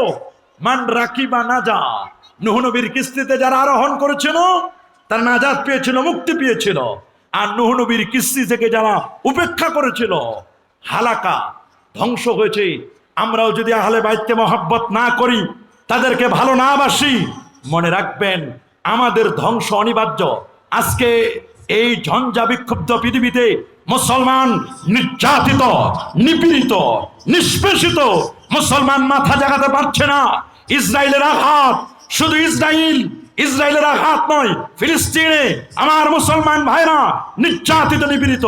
হসপিটালগুলোতে আঘাত করা হচ্ছে, স্কুল কলেজ সেখানে মাদ্রাসা কমলমতি শিশুদের উপর অত্যাচার নির্যাতন করা হচ্ছে, আর সেখানে নারীদের উপর নির্যাতন নিপীড়ন করা হচ্ছে। কথাও বাদ নাই, বোম্বিং করে করে করে করে মুসলমানদের উপর অত্যাচার নির্যাতন। গাজায় মুসলমান মার খাচ্ছে, ভারতের মুসলমান নির্যাতিত নিপীড়িত হচ্ছে। কারণটা কি?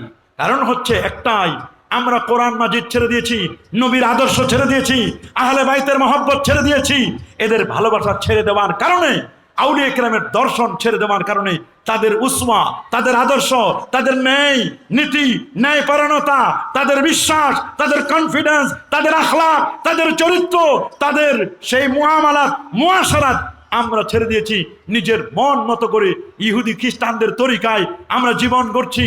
তাদের তরিকায় ইহুদি খ্রিস্টানরা যেভাবে চলে, ওই রকম ওয়েস্টার্ন কান্ট্রি, ইউরোপ কান্ট্রির তরিকা আমরা নিয়ে নিয়েছি, যেখানে মুসলমান ড্রাইভিং সিটে নাই। আজকে আমরা প্যাসেঞ্জার হয়ে বসে আছি। আমাদের উপর খবরদারি করছে বিধর্মীরা, ইহুদিরা, খ্রিস্টানরা, মালাউনরা। ঠিক কিনা? আমরা নাই তো ড্রাইভিং সিটে, আমরা নাই। কেন ড্রাইভিং সিট? এজন্য নয়, আমরা কোরআন থেকে যোজন যোজন দূরে। আমরা আমাদের সন্তানদেরকে কোরআন পড়াচ্ছি না। কি পড়াই আমরা?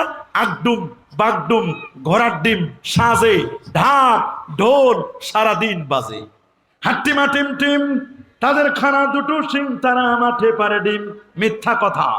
যাদের মাথায় সিং আছে এরা কোনোদিন ডিম পারে না। কি বলেন? যাদের মাথায় সিং আছে এরা কি কখনো ডিম পারে? আমার আল্লাহ নিয়ম করে দিয়েছেন, গরু, ছাগল, ভেড়া, বকরি কোনোদিন ডিম পারবে না। শরীয়তে অজগর, অজগরটি আসছে তেরে, অজগর তেরে আসতেছে, এগুলো আমরা শিখাই। আম পাতা জোড়া জোড়া মারবো, চাবুক চর্ব করা। ক্লাস 1-এ যদি চাবুক মারা শিখায়, এটা তো মাস্তান হবে, ছিনতাইকারী হবে। কথা বলেন? ছোটকালে আমাদের কি শিখাবো? আমাদের টার্গেট থাকবে পর্বনামা স্কুলেতে হাট্টিমা টিম টিম, পর্বমাগম মাদ্রাসাতে আলিফ লাম মিম। এটাই রাসূল হাদিসে বলেছেন, আল্লিমু আওলাদাকুম সালাসা খিসাল, আদিবু আওলাদাকুম সালাসা খিসাল। তোমরা তোমাদের সন্তানদেরকে 3টা বিষয় শিক্ষা দিবে। মর্নিং সজদা ডে, পোষার লগ্ন দিবসের প্রতিচ্ছবি।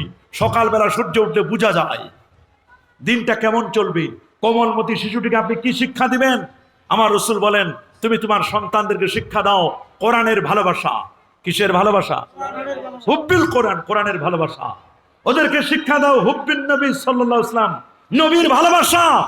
ওদেরকে শিক্ষা দাও হুব্বে আহলিল বাইত, আহলে বাইতের ভালোবাসা শিক্ষা দাও। সুবহানাল্লাহ বলেন। কোরআনের ভালোবাসা কেন শিক্ষা দেব? কারণ কোরআন সব আছে কোরআনে। সুবহানাল্লাহ বলেন। জ্ঞানের আকর হলো কোরআন। যার সিনায় কোরআন নাই, ওই সিনাটা ভূতের ঘর, বিরান ভূমি। যার সিনায় কোরআন আছে, ওই লোকটা সবচেয়ে বড় দামি। সুবহানাল্লাহ বলেন। কোরআন মাজিদ যার সিনায় আছে সবচেয়ে দামি। রাসূল বলেন, আল মাহিরু বিল কোরআন মা সাফারাতিল কিরামিল বারারা। যেই লোকটি কোরআনে এক্সপার্ট হবে, এই লোকটা কিয়ামতের ময়দানে তার হাসর হবে নবী, সিদ্দিক, শুহাদা, সালিহিনদের সাথে। এদের হাসর হবে আল্লাহ পাকের মুকাররব ফেরেশতাদের সাথে। সুবহানাল্লাহ বলেন। কোরআনে এমন কোনো কিছু বাদ দেওয়া হয় নাই। وَنَزَّلْنَا عَلَيْكَ الْكِتَابَ تِبْيَانًا لِكُلِّ شَيْءٍ وَهُدًى وَرَحْمَةً وَبُشْرَى لِلْمُسْلِمِينَ مَا فَرَّطْنَا فِي الْكِتَابِ مِنْ شَيْءٍ। কোরআনে কোনো কিছু বাদ দেওয়া হয় নাই। হে রাসূল, আমি আপনার প্রতি যে কোরআন মাজিদ নাজিল করেছি, মা তিনি বলে দিয়েছেন, নাযালনা আলাইকাল কিতাবা তিবয়ানান লিকুল্লি শাই।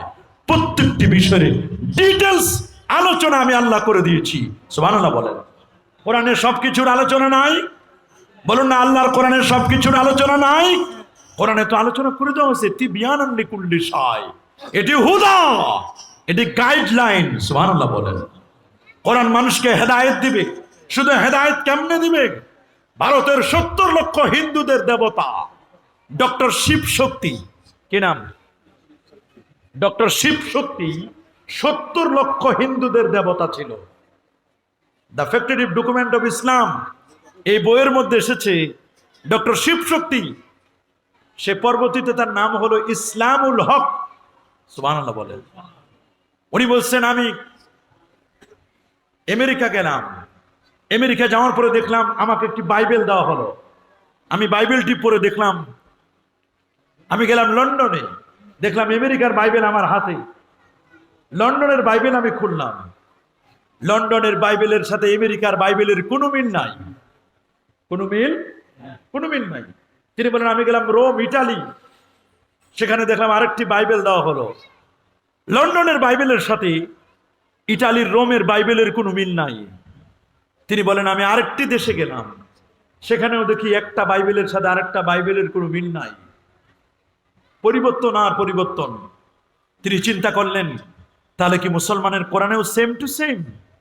তিনি বললেন আমি কোরআনকে প্রুভ করবার জন্য, এক্সপেরিমেন্ট করার জন্য, পরীক্ষা করবার জন্য, সে বলল আমি মুসলমানের 100 কপি কোরআন কিনে আমি 30 পারা কোরআনের যেখানে নুন আছে, নুন লিখতে তো একটা নোক্তা, কয়টা? আর তা লিখতে 2টা নোক্তা, কয়টা? যেখানে 2 নোক্তা ছিল ওইটা আমি ঠিক রাখছি, আর নুনের জায়গা আমি 2 নোক্তা দিয়ে দিছি, 1 নোক্তার জায়গা 2 নোক্তা, মানুষ যেন নুনটারে তা পড়ে। এরকম 100 কোরআনের কপি আমি একটু চেঞ্জ করে দিয়ে আমি বাজারে বিক্রি করলাম। বাজারে বিকানোর জন্য, বিক্রি করার জন্য ছোট্ট একটা ইনোসেন্ট বয় শিশুকে পাঠাই দিলাম, তুমি এই কোরআন বিক্রি করো তো। সে 3 দিন পরে আমাকে 100 কপির পুরোটাই এনে দিল। বলে তাহলে কি তুমি কোনো কাস্টমার পাও নাই? বলে আমি কাস্টমার পেয়েছিলাম, কিন্তু যে কোরআনটা নেওয়ার পরে কয়েক ঘন্টা পরে আমাকে ফোন করে বলে তোমার কোরআন, তুমি এটা নিয়ে যাও, এটা আমার কোরআন না। বলে জিজ্ঞেস করো নাই কেন? বলে ওরা কোরআন পড়ার পরে বলছেন এই কোরআনের মধ্যে ভুল আছে, নুনের জায়গায় তা আছে, তারা ধরে ফেলেছে। বলে আমি বাইবেলে কত পরিবর্তন করে দেখলাম, 1000 বাইবেল বিক্রি করলাম, আজ পর্যন্ত একটা বাইবেল আমার কাছে ফিরে আসে নাই, সব চালাই দিয়েছি আমি। তাহলে চিন্তা করে দেখেন মুসলমানের কোরআন কত প্রোডাক্টিভ, কত অ্যাট্রাকটিভ, এবং এটা আল্লাহর আখেরি কালাম। সুবহানাল্লাহ বলেন। এই কোরআনের সাথে বিয়াদবি করেছিল দুষ্ট দুরাচার পাপিষ্ট ইজিদ। আর ইমাম হুসাইন রাদিয়াল্লাহু তাআলা আনহু, তিনি আল্লাহর কোরআনকে শাহাদাতের আগেও আল্লাহর কোরআন তেলাওয়াত করে নামাজের মধ্যে কোরআন মাজিদ তেলাওয়াত করেছিলেন। আল্লাহু আকবার।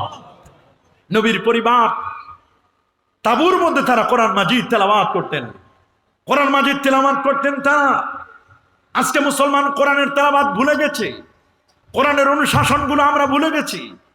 সবগুলো ভুলে যাওয়ার কারণে আজকে আমাদের পায়ের তলায় তো মাটি নাই। ডক্টর শিবশক্তি বলল আমি মুসলমানের কোরআনকে বিক্রি করতে পারলাম না, ছোট্ট সোনামণিটিকে তার পাওনা মাহিনা দিয়ে দিলাম। তিনি বলেন আমি গেলাম কিন্ডার গার্ডেনে, ছোট্ট শিশুরা যেখানে পড়াশোনা করি, জিজ্ঞেস করলাম তো না কোরআন পড়ো তো। ওরা পড়লো, বানান করে পড়লো। তিনি বলেন প্রথমে আসলাম বাংলাদেশে, বাংলাদেশে এসে দেখলো ছোট্ট শিশুরা কোরআন পড়ে, আলিফ লাম জবর আল, হামিম জবর হাম, দাল পেশ দু, আলহামদু। সুবহানাল্লাহ বলেন। বাংলাদেশে বলেন জের জবর পেশ, এগুলো বাংলাদেশের মানুষ জের জবর পেশ সুন্দর চিনে। তিনি বলেন আমার ভারতে সেম জের জবর পেশ, পাকিস্তানে জের জবর পেশ, ভারত পাকিস্তান বাংলাদেশ জের জবর পেশ। উনি বলেন আমি চলে গেলাম সৌদি আরব, কোরআন নাজিলের দেশ। হারামাইনে যাওয়া তো নিষেধ, মক্কা মদিনা শরীফ, মক্কা শরীফ, এখানে তো কোনো অমুসলিম প্রবেশ করতে পারে। তিনি বলেন আমি রিয়াদে গিয়ে কিন্ডার গার্ডেনে গিয়ে দেখলাম বাঙালিরা যেটাকে জের জবর পেশ বলে, ছোট্ট সোনামণিরা কিন্ডার গার্ডেনেই আটফালে যারা পড়েন শিশু শ্রেণীতেই, তাদেরকে কোরআন পড়তে বললাম, তারা কোরআন মাজিদ পড়ছেন। বাঙালিরা যেটাকে জের জবর পেশ বলে, যেটাকে তারা জের বলে এটাকে তারা বলে কাসরা, যেটাকে তারা পেশ বলে এটাকে তারা বলে দুম্মা, যেটাকে তারা জবর বলে এটাকে তারা বলে ফাতা। অবাক করার মতো, উচ্চারণ করতে গিয়ে ঠিক আছে, শুধু বানান পদ্ধতি একটু ভিন্ন রকমের। তিনি বলেন আমি চলে গেলাম ব্রুনাই, ব্রুনাইতে গিয়ে ছোট্ট কিন্ডার গার্ডেনে জিজ্ঞেস করলাম পড়ো তো একটু কোরআন মাজিদ বানান করে। ওরা অন্য রকমের বানান করলো, আলিফ লাম মাতি দিয়ে তার আল, হামিম মাতি দিয়ে তার হাম, দাল দোপান্দ আলহামদু, লাম্বাওয়ানি লামতাবুদু, হা বাওয়ানি লিল্লাহি। তারা সুন্দর করে অন্য সিস্টেমে বানান করে করে আল্লাহর কোরআন তারা পড়ছেন। আল্লাহু আকবার বলেন। তিনি বলেন আমি দেখলাম কোরআনের বানান পদ্ধতিগুলো যত ভিন্ন হোক না কেন, কিন্তু আল্লাহর কোরআনের উচ্চারণগুলো এত সুন্দর। আমি কোরআন নিয়ে গবেষণা করতে করতে করতে করতে করতে তিনি বলেন এক দেশের বাইবেলের সাথে আরেক দেশের বাইবেলের কোনো মিল খুঁজে পাওয়া যায় না, কিন্তু দেখলাম মুসলমানের কোরআন বানান পদ্ধতিগুলো যত ভিন্ন হোক না কেন, আল্লাহর কোরআনের উচ্চারণ করতে গিয়ে সবাই এক উচ্চারণ করে। তিনি বলেন রাতের বেলায় আমি টেনশন করছি এই কোরআন নিয়ে, টেনশন করতে করতে ঘুমিয়ে গেলাম। ঘুমের মধ্যে আমি দেখলাম সুলতানে মদিনা নূর নবী আকা মাওলা রওজা থারা থেকে আমাকে স্বপ্নের মধ্যে বলে দিচ্ছে, রে শিব শক্তি, তুমি না কোরআনের চতুর্দিকে ঘুরেছো, তুমি না কোরআনটা একটা বিশাল মহাসাগর, একটা বিশাল সাগর, তুমি সাগরের চতুর্দিক দিয়ে আসো, তুমি এখনো সাগরের ভিতরে প্রবেশ করো নাই, এটা বিশাল এক সাগর, তুমি না কোরআনের পাশ দিয়ে হাঁটতেছ, কোরআনের ভিতরে প্রবেশ করো নাই, কোরআনের ভিতরে যে কি মহান নিয়ামত আছে এটা তুমি জানো না। তুমি যদি কোরআনের নিয়ামত পেতে চাও, আল্লাহ নবীর রওজা মোবারক থেকে স্বপ্নের মধ্যে হাত বাড়ায় দিলেন ডক্টর শিবশক্তি। স্বপ্নে আল্লাহ নবীর হাতে হাত রেখে কালেমা পড়ে মুসলমান হয়ে গেল। আল্লাহু আকবার। নিজের নামটা পরিবর্তন করলো, শিবশক্তি থেকে নাম রাখলো ডক্টর ইসলামুল হক। উনি বলেন আমি হক ইসলাম পেয়েছি, প্রকৃত ইসলামটা আমি পেয়ে গেছি। হাদিসের মধ্যে আসে সহিহুল বুখারী কিতাবুর রুয়ার মধ্যে, মান রাআনি ফিল মানামে ফাকাদ রাআনি হাক্কা, যেই লোকটি আমাকে স্বপ্নে দেখলো ওই লোকটি সত্যি সত্যি আমি রাসূলুল্লাহকে স্বপ্নে দেখছে। ফাইন্না শাইতান আলা ইয়াতামাসসালু বি, যারা আমাকে স্বপ্নে দেখছে প্রকৃত আমাকেই স্বপ্নে দেখলো, কারণ শয়তান আমার আকৃতি নিতে পারে না, খানে কাবার আকৃতি নিতে পারে না। নবীকে স্বপ্নে দেখার জন্য বাবা আহলে সুন্নাহ ওয়াল জামার আকীদা লাগবে। আহলে সুন্নাহ ওয়াল জামাতের আকীদা যেমন লাগবে, নবীর প্রেম লাগবে, নবীর ভালোবাসা, নবীর সুন্নতের পাবন্দি লাগবে। মাথায় নবী টুপি পরতেন, আমাকেও টুপি পরতে হবে। নবীর মুখে দাড়ি ছিল, আমাকেও দাড়ি রাখতে হবে। এ বাবা, নবী যেই পোশাক পরতেন আমাকে সেই পোশাক পরতে হবে। কিন্তু যদি আমার আকীদা হয় এই নবী মরে পচে গলে শেষ, এই আকীদা কোন মুসলমানের হতে পারে না। আমার রাসূল আপন রওজা মুবারাকায় জিন্দা নবী, হায়াতুন নবী, এটা আহলে সুন্নাহ ওয়াল জামাতের আকীদা। আমার রাসূল বলেন আনা হাইয়ুন ফি কবরি, আমি নবী আপন রওজায় জিন্দা রে, আমি নবী আপন রওজায় জিন্দা, জিন্দা, আমি রাসূল আপন রওজায় জিন্দা। আমার কোন উম্মত পৃথিবীর কোন প্রান্ত থেকে আমি রাসূলুল্লাহকে সালাম জানালে আমি নবী নিজ কানে সালাম শুনি, শুধু সালাম শুনি না, সালামের আমি জবাবও দেই। আল্লাহু আকবার। শুধু আমি সালাম শুনি না, সালামের জবাবও আমি দেই। কিন্তু দুঃখজনক হলেও সত্য রে বাবা, আমরা না নবীরে ইয়া নবী সালাম আলাইকা বলে সালাম জানাই, কিন্তু অনেক ভাই আছেন, অনেক দোস্ত বুজুর্গ আছেন যারা ইয়া নবী বলে সালাম দেওয়া এটাকে বিশ্বাস করতে চায় না। ওরা বলে নবী মরে পচে গলে শেষ, নবীর রোজায় যাওয়ার দরকার নাই, নবী মরে পচে গলে শেষ হয়ে গেছে। এই আকীদা কখনো হুসাইনি মুসলমান পোষণ করতে পারে না। কি বলেন পারে? আমার রাসূল বলেন আনা হাইয়ুন ফি কবরি, আমি নবী রওজা মুবারাকায় জিন্দা। আমার কোন উম্মত আমাকে যদি সালাম জানায়, রাসূল বলেন মান যারা কবরি, যারা আমার রওজা জিয়ারত করবে ওয়াজাবাত লাহু শাফাতি, তার জন্য আমার শাফাত ওয়াজিব হয়ে যাবে। মান যারানি বাদা মামাতি, যেই লোকটি আমার ইন্তেকালের পরে আমার কবর জিয়ারত করবে, আমার রওজা জিয়ারত করবে, কান্নামা যারানি ফি হায়াতি, এই লোকটি কেমন যেন আমি রাসূলুল্লাহর জীবিত অবস্থায় যেন সাক্ষাৎ করলো। সুবহানাল্লাহ। মান হাজ্জা ওয়া লাম ইয়াজুর কবরি, যে হজ করতে গেল আমি রাসূলুল্লাহর জিয়ারত করলো না, ফাকাত জাফানি, ওই লোকটা যেন আমার সাথে জুলুম করলো, আমারে কষ্ট দিল। নবীরে যারা কষ্ট দেয় তারা কোনোদিন সুন্নি হতে পারে না। সুন্নি তো দূরের কথা, মুসলমানও তারা হতে পারে না। পারে পারে পারে? কি বলেন পারে? আমাদের পরিচয় আমরা শিয়া না। আমরা কি শিয়া? আমরা খারজিও না। এ বাবা, যেই 6টা দলের কথা বললাম, আল্লাহ নবী ডান পাশে 3টা সরল রেখার ডানে 3টা, বামে 3টা, 3টা 3টা করে 6টা। আঁকা বাঁকা বক্ররেখা টানলেন। এগুলো হচ্ছে শিয়া, খারেজি, রাফেজি, জাবারিয়া, কদারিয়া, মুরজিয়া, মুতাজিলা। এই দলগুলো, প্রত্যেকটা দলের মধ্যে 12টা করে দল। আমরা কিন্তু এগুলোর সাথে সম্পর্ক নাই। আমাদের পরিচয়, আমরা আহলুস সুন্নাহ ওয়াল জামাআহ। আল্লাহু আকবার বলেন। আহলুস সুন্নাহ ওয়াল জামাআর আকীদা, আমার নবী নূর নবী, নবী যখন কথা বলতেন, ইজা তাকাল্লামা রুইয়া কান নূর, নবী যখন কথা বলতেন, নবীজির দাঁতের ফাঁক দিয়ে যেন নূর চমকাতো। কেমন নবী রে! নবীর চেহারায় শুধু নূর আর নূর ছিল, আপাদ মস্তকের মধ্যে নূর। ইয়া সাহিবাল জামাল, ইয়া সাইয়্যিদাল বাশার, মিন ওয়াজহিকাল মুনির, লাকাদ নাওয়ারাল কামার। এমন নূর নবী, এমন নূর নবী, নবীর আপাদ মস্তক নূর ছিল, নূর চমকাতো। ওয়া হাসানু মিন কালাম তারা কাত্তু আইনি, ওয়া আজমালু মিন কালাম তালদিন নিসা, খুলিকতা মুবাররাম মিন কুল্লি আইবিন কান্নাকা কাদ খুলিকতা কামা তাশা। আমার রাসূল ছিলেন এমন, যেই নবী চন্দ্র বলেন, সূর্য বলেন, তার চেয়ে আলোক উজ্জ্বল ছিলেন আমার রাসূল। সুবহানাল্লাহ। এই আকীদা হলো আহলে সুন্নাহ ওয়াল জামার আকীদা। আহলে সুন্নাহ ওয়াল জামাতের একটা অন্যতম আকীদা, আমরা আমার নবীর শাফাত চাই কি চাই না? কারা কারা যেন হাত তুলে দেখান।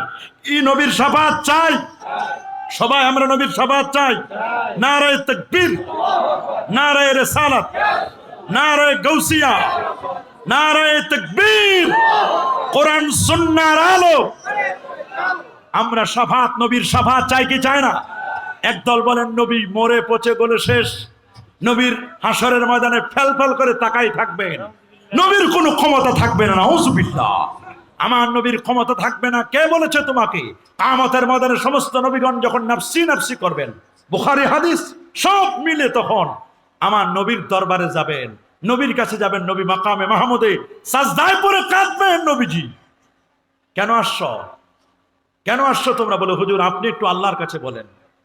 নবী আল্লাহর কাছে বলার লাগবে না, আল্লাহ বলবেন দোস্ত কেন কাঁদছেন? ইরফা রাসাকা, আপনি মাথা তুলেন, আপনার মাথাটা তুলেন।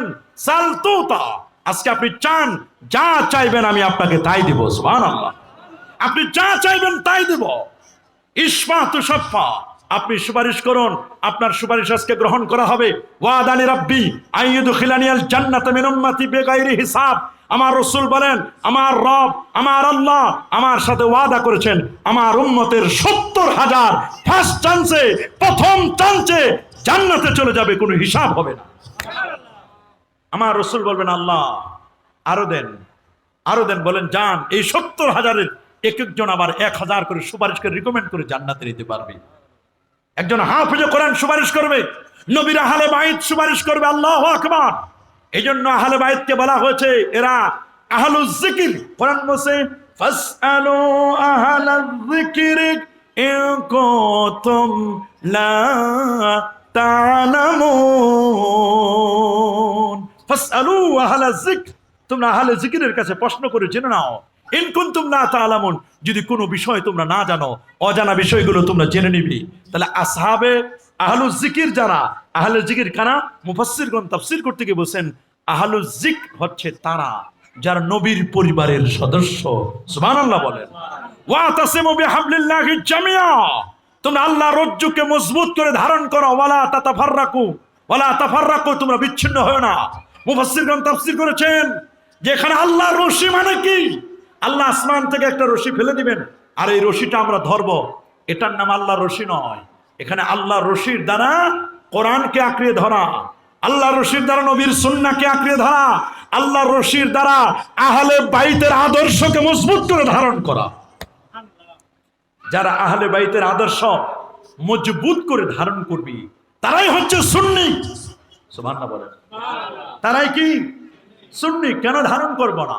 কেন বা ধারণ করব না? যে নবীর মর্যাদা, যে নবীর শান, যে নবীর মান, যে নবীর ইজ্জত, যে নবীর তাসিম, যে নবীর তাওকির, আমার আল্লাহ যে নবীর চারিত্রিক মাধুর্যতার কথা আমার আল্লাহ নিজে ঘোষণা করেছেন। সুবহানাল্লাহ বলেন। ওয়া ইন্নাকা লাআলা খুলুকিন আযীম। আল্লাহু আকবার। আল্লাহ নিজের ব্যাপারে বলছেন আজিম। সাব্বিহ বিসমি রাব্বিকাল আযীম। সাব্বিহ, সাব্বিহ বিইসমি রাব্বিকাল আযীম। আমার আল্লাহ নিজের নামের মধ্যে বলছেন আজিম বলেছেন, তিনি কোরআনকে আজিম বলেছেন। ওয়া আতাইনাকা সাবআম মিনাল মাসানি ওয়াল কোরআনাল আজিম। আল্লাহ কোরআন মাজিদকে আজিম বলেছেন, নিজের পরিচয় বলেছেন আজিম, নবীর চরিত্রকে বলেছেন আজিম। ওয়া ইন্নাকা লাআলা খুলুকিন আজিম। আর আপন দোস্তর কথা যেমন আজিম বলেছেন, আপন দোস্তকে যে আরশ পর্যন্ত নিয়ে গেছেন, সেই আরশের পরিচয় দিতে গিয়ে বলছেন লাকাদ জাআকুম রাসূলুম মিন আনফুসিকুম আজিজুন আলাইহি মা আনিতুম হারিসুন আলাইকুম বিল মুমিনিনা রাউফুর রহিম ফাইন তাওয়াল্লাউ ফাকুল হাসবিয়াল্লাহ লা ইলাহা ইল্লাহু আলাইহি তাওয়াক্কালতু ওয়া হুয়া রাব্বুল আরশিল আযীম। আল্লাহু আকবার। আর আহলে বাইতের চরিত্র, আহলে বাইতের তাদের আদর্শ, এটাকেও আমার আল্লাহ অনুকরণ করার কথা বলছেন। কেন কেন কেন বলবেন না? কারণ তাদের পবিত্রতার ঘোষণা আমার আল্লাহ নিজেই দিয়েছেন। ইন্নামা ইউরিদুল্লাহু লিইউযহিবা আনকুমুর রিজসা আহলাল বাইতি ওয়া ইউতাহহিরাকুম তাতহীরা। আল্লাহু আকবার। আহলে বাইতের গায়ে কোনো কাদা লাগে নাই, কোনো গুনার কোনো স্পট লাগে নাই। আহলে বাইত যারা নিষ্কলুষ, পুত পবিত্র, স্বচ্ছ, জান্নাতি। আল্লাহু আকবার। জান্নাতীদের সাথে অ্যাটাচমেন্ট যাদের, সম্পর্ক যাদের, তারাও তো জান্নাতি হতে চাই আমরা, চাই না? চাই না? হযরতে হাসান, হযরতে হুসাইন রাদিয়াল্লাহু তাআলা আনহুমা, ফাতেমাতুজ জাহরা সাইয়্যিদাতুন নিসা আহলিল জান্নাহ, একজন জান্নাতের রমণীদের সর্দার, আরেকজন যুবকদের সর্দার। আর হযরত আলী তো জান্নাতি জান্নাতি জান্নাতি। আল্লাহু আকবার বলেন। আমার দেশের যারা শিয়াদের আকীদা, তারা বলে জিবরাইল মিস্টেক করেছে, ওহির যোগ্য ছিল আলী, আলীর কাছে না নিয়ে আসে ওহি এনেছে মুহাম্মদের কাছে। জোরে বলেন নাউজুবিল্লাহ। এই যে কথাগুলো বলেছে, এই কেন দোষারোপ করছে?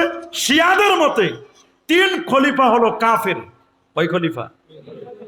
হযরত আবু বকর, ওমর, উসমান রাদিয়াল্লাহু তাআলা আজমাইন কাফের। বলে কেন কাফের হলো? কারণটা কি? বলে কারণ হলো এখানে যে আল্লাহর নবী অসুস্থ হলেন, কঠিন অসুস্থ, খাইবারের মধ্যে বিষ প্রয়োগ করে খাবার দেওয়া হয়েছিল, ওই কারণে মাথা ব্যথা, প্রচন্ড জ্বর হলো। ইউআকু ওয়াকান শাদীদা, বুখারীর বর্ণনা, নবীজি কাতরাচ্ছিলেন, কঠিন পরিস্থিতি, আল্লাহ নবী কাতরাচ্ছেন, জীবন রফিকে আলা আল্লাহর সাথে দিদারে চলে যাবেন নবীজি। 4 খলিফা সামনে বসা, সুবহানাল্লাহ বলে। নবীর সহধর্মিণীগণ আছেন, নবীর কারাবাত আত্মীয় স্বজন আছেন। ওই মুহূর্তে আল্লাহ নবী বললেন ইতুনি কিতাবান, বুখারী কিতাবুল ইলমের হাদিস, আমার কাছে একটা খাতা আনো। ইতুনি কিতাবান, একটা কিতাব আনো, একটা বই আনো, খাতা। আক্তুবু লাকুম, আমি তোমাদের কিছু একটা লিখে দিব। সুবহানাল্লাহ বলে। কে বললেন? আল্লাহর হাবিব সাল্লাল্লাহু আলাইহি সাল্লাম। নবী বলেন তোমরা আমার কাছে একটা কিতাব আনো, আমি তোমাদেরকে লিখে দিব। যারা বলেন আমার নবী লিখতে জানেন না, পড়তে জানেন না, মনে রাখবেন নবী যদি লিখতে পড়তে না জানেন, লেখাপড়া জানে কে? আস কথা বলেন। যে রাসূল বলেছেন উতিতু ইলমাল আউয়ালিন ওয়াল আখিরিন, পূর্বের পরের সমস্ত জ্ঞান আল্লাহ আমাকে দান করেছেন। নবীর শিক্ষক ছিলেন আমার আল্লাহ। ওয়া আল্লামাকা মা লাম তাকুন তা'লাম, আপনি যা জানতেন না, অজানা বিষয়গুলো আমি আল্লাহ আপনাকে জানাই দিয়েছি। সুবহানাল্লাহ। ওয়া কানা ফাদলুল্লাহি আলাইকা আযীমা। 1,23,999 জন নবীর যে জ্ঞান, ক্যারেক্টারিস্টিক বৈশিষ্ট্য, সমস্ত ক্যারেক্টার বৈশিষ্ট্যগুলো, এলেমটা সিনে আমার নবীর সিনে আল্লাহ কম্পোজ করে দিয়ে দিয়েছে। সেই নবীর জ্ঞানের ব্যাপারে তোমরা কথা বলো, কত বড় গোস্তাখে রাসূল হলে, বেয়াদবে রাসূল হলে এই ধরনের বক্তব্য তারা দিতে পারে। আল্লাহ নবী বলেন কাগজ আর কলম আনো, আমি লিখে দিব। তো হযরত ওমর রাদিয়াল্লাহু তাআলা ছিলেন কাছে, উনি বললেন দরকার নেই, আমাদের কাছে আল্লাহর কোরআন আছে, হাসবুনা, যথেষ্ট। কোরআন মাজিদ থাকতে আর কোনো দরকার নাই নবীর অন্তিমকালীন সময় ইন্তেকালের পূর্ব মুহূর্তে আমরা নবীজিকে কষ্ট দিতে চাই না। এই মুহূর্তে নবীজি কষ্ট করে লিখবেন, আমরা এটা চাই না। আমাদের কাছে আল্লাহর কোরআন আছে, কোরআনে তো সব আছে, আর লিখার দরকার কি? এই যে হযরত ওমর রাদিয়াল্লাহু তাআলা বাধা দিলেন, তারা বলল, শিয়ারা তারা বলতেছে যে মূলত আল্লাহর নবী আলী রাদিয়াল্লাহু তাআলার খেলাফত লিখে দিতে চাইছিল। নাউজুবিল্লাহ বলেন। দেখেন কিভাবে ফিতনাটা হলো, আকীদা কেমনে খারাপ হয় মানুষের। বলে আল্লাহর নবী চাইছিলেন আলীর বেলায়েত এবং খেলাফতটা লিখে দিবেন। বাধা দিছে কে? কথা বলেন, কে বাধা দিল? হযরত ওমর রাদিয়াল্লাহু তাআলা আনহু। রাসূল সাল্লাল্লাহু আলাইহি কুল্লি নবিয়্যিন মুহাদ্দাসুন, প্রত্যেক নবীর একজন মুহাদ্দাস থাকে। আমি রাসূলুল্লাহর মুহাদ্দাস হলে ওমর, উনি মুখে যা বলেন কোরআনের আয়াত নাজিল হয়ে যায়। এরকম 22টা কথা বলেছেন, 22টা কোরআনের আয়াত নাজিল হয়েছে। উনি বলেছেন ওয়াত্তাখাজ লাউ লাবিত্তাখাজনাল মাকামা ইব্রাহিমা মুসাল্লা, ইয়া রাসূলুল্লাহ তওয়াফ তো করলাম, যদি মাকাম ইব্রাহিমটাকে সামনে রেখে আমরা নামাজ পড়তাম কতই না ভালো হতো। সাথে সাথে আল্লাহ ওমরের কথায় নাজিল করলেন ওয়াত্তাখিদু মিন মাকাম ইব্রাহিমা মুসাল্লা। উনি জবানে যা বললেন কোরআনের আয়াত নাজিল হয়ে গেল। তাহলে দেখেন জবানটা কেমন, কেমন জবান। সে হযরত ওমর রাদিয়াল্লাহু তাআলা লিখতে দিল না। ওরা বলল এই যে লিখতে দেয় না ওমর, এই জন্য ওমর হলো বেঈমান। আরো জোরে বলেন নাউজুবিল্লাহ। আর এটাকে সাপোর্ট করেছে হযরতে আবু বকর, এই জন্য উনিও দোষে দোষী। পরবর্তীতে কমপক্ষে উসমান তো নবীর জামাতা, উনি তো কমপক্ষে এটা স্যাক্রিফাইস করে আলীর কাছে দিবি। আপনারা জানেন নবীর ইন্তেকালের পরে নবীর ইন্তেকাল নিয়ে প্রথম ইখতিলাফ হলো, মতবিরোধ হলো। একদল বলছেন নবী মারা গেছেন, আরেকজন বলছে না নবী মারা যান নাই। সমাধান দিলেন আবু বকর সিদ্দিক রাদিয়াল্লাহু তাআলা আনহু। এরপর শুরু হলো ইন্তেকালের পরে শুরু হলো কিভাবে ইখতিলাফটা হলো, মতবিরোধ কিভাবে হলো। দেখেন নবীজিকে কথায় দাফন করা হবে। একদল বলল আমরা নবীকে দাফন করব মক্কা শরীফে, খানায় কাবা হাতিমের মধ্যে আমরা দাফন করব। জায়গা বড় আছে, ওইখানে কবর খনন করব। যেই লোকটি হজ করতে আসবে হজের সাথে নবীর জিয়ারতটা হয়ে যাবে, এক জায়গায় দুইটা কাজ হয়ে যাবে। খুব সুন্দর কথা, প্রস্তাবটা খারাপ না। তারা যুক্তি দিল কোনো মানুষ মারা গেলে তো আগে জন্মস্থানে পাঠায় দেয় ডেড বডি, লাশটা। তা আল্লাহ নবী তিনি মদিনা শরীফে হিজরত করে গেছেন, তার জন্মস্থান তো মক্কা শরীফে। যে মক্কায় 1 রাকাত নামাজ পড়লে 1 লক্ষ রাকাতের সওয়াব। ইন্না আউওয়ালা বাইতি উদিয়া লিন-নাস লাল্লাযী বিবাক্কাতা মুবারাকা। পৃথিবীর প্রথম ঘর, যে এই ঘরের দিকে তাকাইলেও 20টা রহমত নাজিল হয়। আল্লাহু আকবার বলেন। এই একদল বলল তাহলে আমরা নবীকে মক্কা শরীফে নিয়ে আসি, তাকে ওখানে দাফন করব।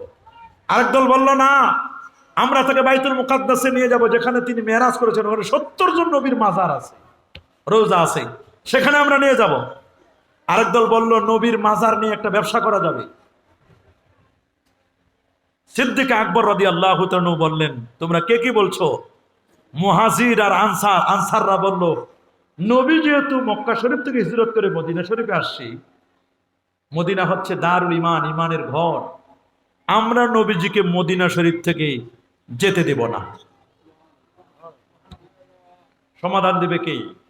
ওই মুহূর্তে সমাধান দিয়েছিলেন একজন, তিনি সিদ্দিক আকবর রাদিয়াল্লাহু তাআলা। তিনি বলেন আল্লাহ নবী বলে দিয়েছেন হাদিস, শোনো নাও তোমরা, নবীরা যেখানে ইন্তেকাল হয় এখানে তাদের মাজার, এখানে তাদের রওজা শরীফ হয়। আল্লাহু আকবার বলেন। নবীদের যেখানে ইন্তেকাল সেখানে তাদের রওজা, যেখানে তাদের ইন্তেকাল সেখানে তাদের রওজা হয়। সুতরাং আমার নবীকে অন্য জায়গায় নেওয়ার কোনো সুযোগ নাই। সবাই বলল তাহলে তো ঠিকই, আর তো অন্য জায়গায় কথা নেওয়ার সুযোগ নাই। এবার শুরু হলো ইখতিলাফ নবীর কবর খনন নিয়ে। বলে 2 জন কবর খনন করতে, বলে যিনি 2 জনকে ডাকাও, 2 জনকে বাসা থেকে আসতে বলো, যিনি আগে আসবেন তার নিয়মে কবর খনন করা হবে। সুবহানাল্লাহ বলেন। এরপর সিদ্ধান্ত হলো খলিফা হবে কে, খলিফা কে হবেন, এ নিয়ে দ্বন্দ্ব হলো। মুহাজিররা বলল আমরা হব, আনসাররা বলল আমরা হব। এক এক দল এক এক রকমের যুক্তি দিলেন। সুবহানাল্লাহ, আল্লাহু আকবার বলেন।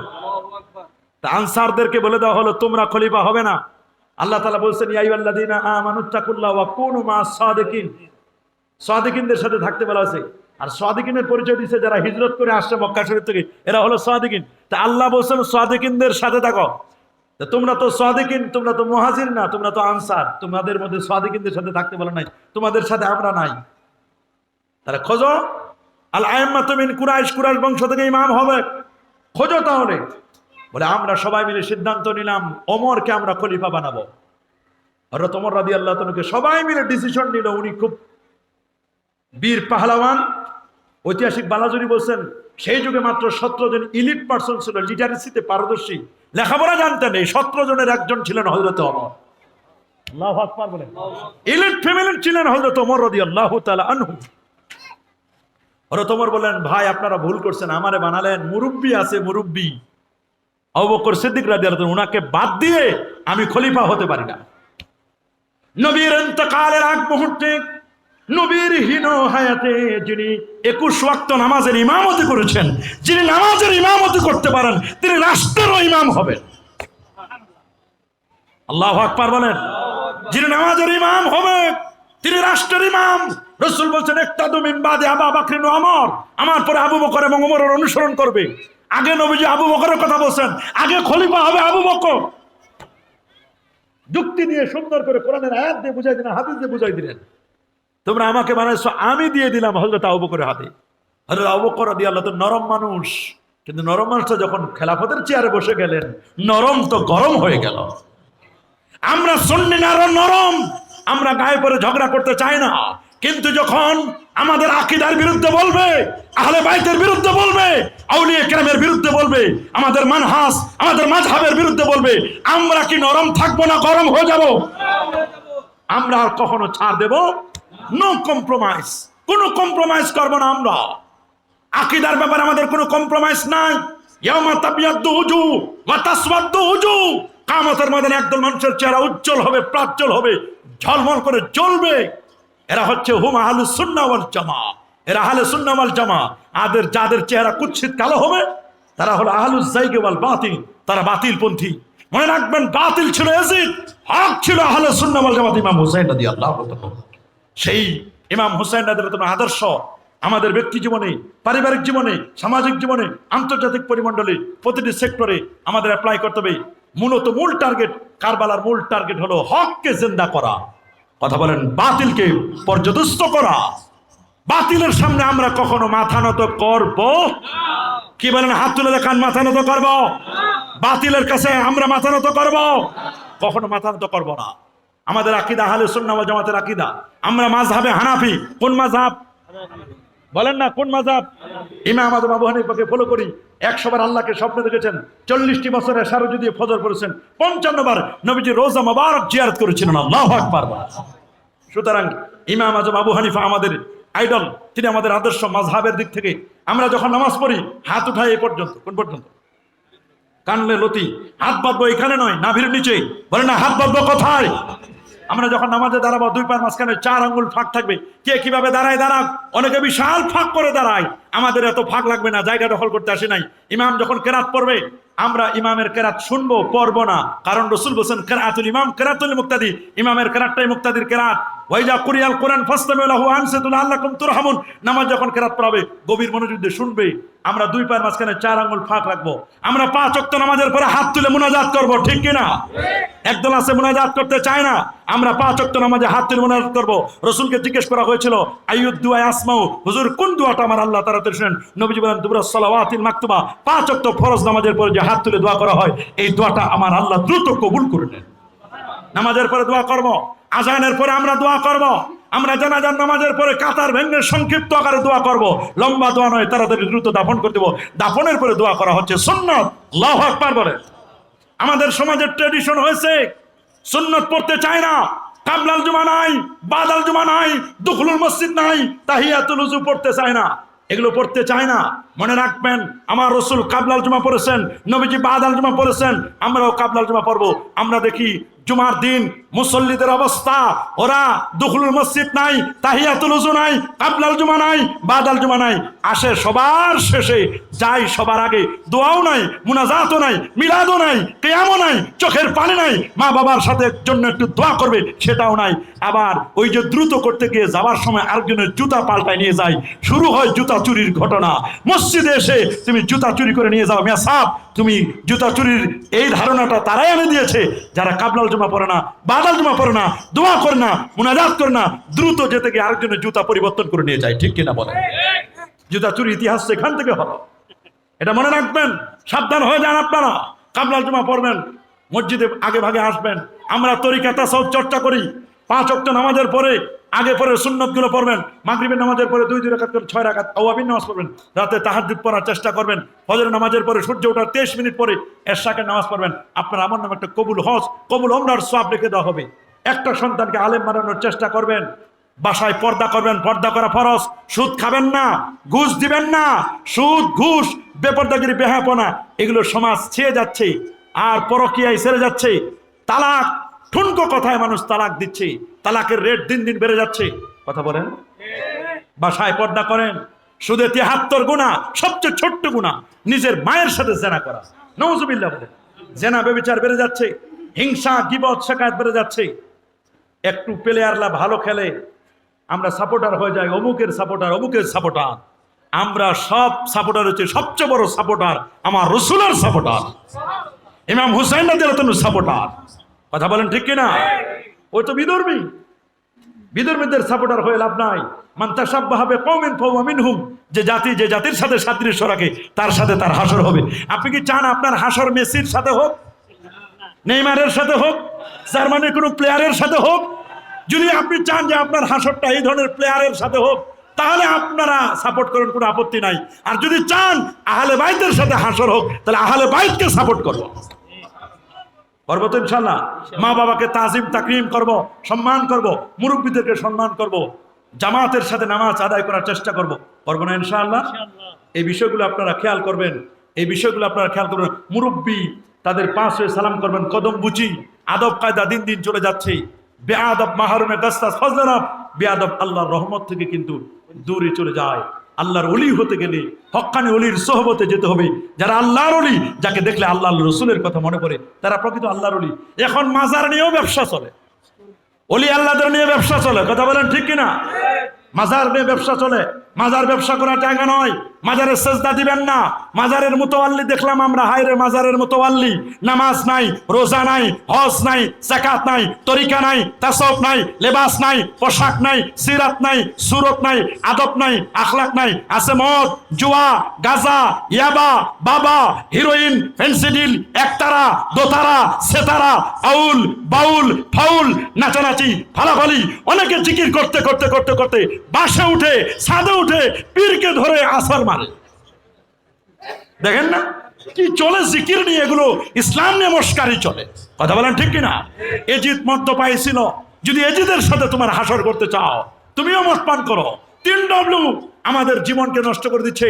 www. এক W হচ্ছে ওয়াইন, মদ, আর এক W হচ্ছে উইমেন, নারী। নারীর ফেতনা বড় ফেতনা।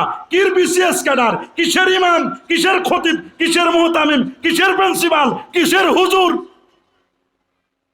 ওটা কারেন্টের দড়ির মতো।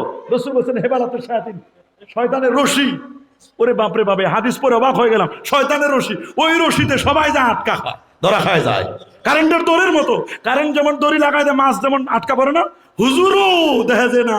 মিয়ালি কারবারে হুজুরের চাকরি যায়। কত পীরের জীবন নষ্ট হয়েছে মিয়ালি কারবারে। বিসিএস ক্যাডার নাম বললে চিনে ফেলবেন।